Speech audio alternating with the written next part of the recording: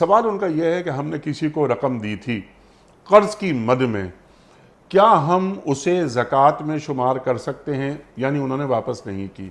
लेकिन एक बात और उन्होंने बड़ी एक जिसे कहते हैं कि अहम बात फरमाई है, जब हम ये रकम उसे कर्ज दे रहे थे तो हमारे जहन में ये बात थी कि ये रकम हमें वापस नहीं मिलेगी, तो क्या हम इस रकम को ज़कात में शुमार कर सकते हैं? अनिक साहब देखें, ये सवाल आजकल हालात की वजह से बहुत आ रहा है। इस सवाल के अंदर 3 तरह की बातें मैं अर्ज़ करता हूँ, उसको समझ लेना चाहिए, उससे मसला हल हो जाता है।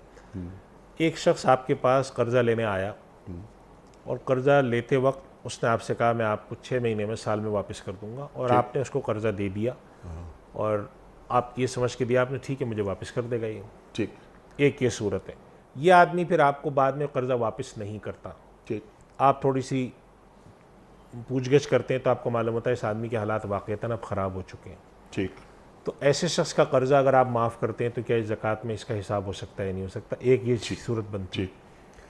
एक ये सूरत बनती है कि एक आदमी आपसे कर्ज़ लेने आया, आपको उसके हालात का पता है, आपको अंदाज़ा है कि ये कर्ज़ लेने आया है और ये शायद मुझे कर्ज़ा वापस न कर पाए, ज़रूरतमंद है या इसकी जो आमदन है वो कम है या कारोबार में इसको नुकसान हुआ है।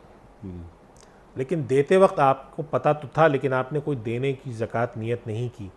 आपने यही कहा कि मैं कर्ज़ा दूंगा, इसको कर्ज़ा लूँगा इससे। जी हाँ।